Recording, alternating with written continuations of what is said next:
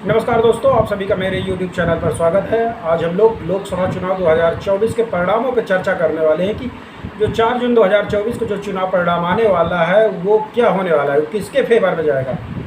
वो नरेंद्र मोदी की अगुवाई वाले इंडिया गठबंधन की जीत सुनिश्चित करेगा या फिर कांग्रेस की अगुवाई वाले इंडिया गठबंधन की जीत सुनिश्चित करेगा। तो 5वें चरण चुनाव के बाद से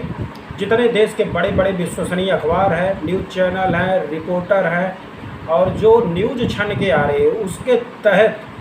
ये कहा जाने लगा है कि नरेंद्र मोदी जी की जो सरकार है वो फिर से 2014 या 2019 के परिणामों के इक्विवेलेंट या उनसे बेहतर ही कर सकती है। ये सुनने वालों के लिए थोड़ा सा आश्चर्यजनक हो सकता है, लेकिन सच्चाई यही है, क्योंकि अंदर खाने की सारी रिपोर्ट यही निकल करके आ रही है कि बीजेपी फिर फुल मेजोरिटी के साथ आ रही है। हो सकता है लोगों को चौंकाते हुए परिणाम आए,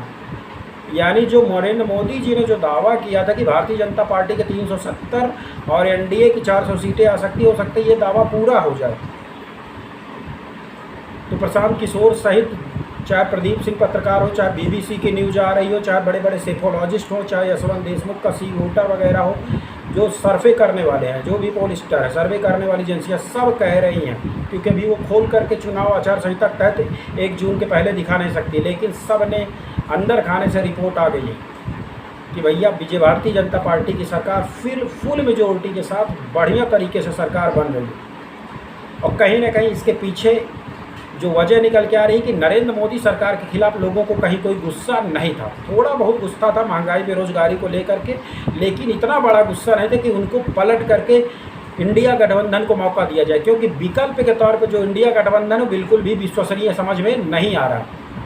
इंडिया गठबंधन ने पूरा जोर लगाया, सरकार विरोधी जो मीडिया तंत्र उन्होंने खड़ा किया, जो पत्रकार थे जो सरकार के खिलाफ लिखते थे, यूट्यूब चैनलों को उन्होंने खूब बढ़ावा दिया, सोशल मीडिया हाइप क्रिएट की कि भारतीय जनता पार्टी की अगुवाई वाला है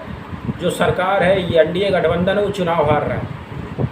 लेकिन ये बातें सिर्फ हवाई साबित हुई। इसको देख करके आपको, इस चुनाव परिणामों को देख करके आपको पिछले साल हुए मध्य प्रदेश विधानसभा चुनावों की याद आ जाएगी, जहां ये माना जा रहा था कि लगभग 20 वर्षों के शासन के बाद भारतीय जनता पार्टी की विदाई सुनिश्चित है, क्योंकि एक पीढ़ी ने लगातार उन्हीं का शासन दिया है, तो उनको प्रति एक बड़ी नाराज़गी है। और पिछले चुनाव में कांग्रेस ने मध्य प्रदेश विधानसभा में अच्छा काम किया था, 15 महीने की कमलनाथ की सरकार आई थी, तो इस बार ये माना जा रहा था कि हो सकता है कि 20 साल एक लंबा दौर गुजर चुका है, तो मध्य प्रदेश सरकार की जो है विदाई हो जाए। पूरे मीडिया चैनलों का भी मानना था, इवन भारतीय जनता पार्टी के नेता भी यही मान के चल रहे थे कि मध्य प्रदेश चुनाव में उनकी हार होने वाली, लेकिन वो पूरे पिछले परिणामों को धता बताते हुए 2/3 बहुमत से मध्य प्रदेश में भारतीय जनता पार्टी की मोहन यादव की अगुवाई में आज सरकार चल रही है। गुजरात में वही परिणाम, उसी तरीके का बड़ा लंबे समय के बाद 156 सीटें 182 में सीधा जीत करके भारतीय जनता पार्टी आई। अब वही प्रेडिक्शन निकल के आ रहा है, जो भी सी वोटर का सर्वे हो या बड़े बड़े जो सर्वे निकल के आ रहे हैं वो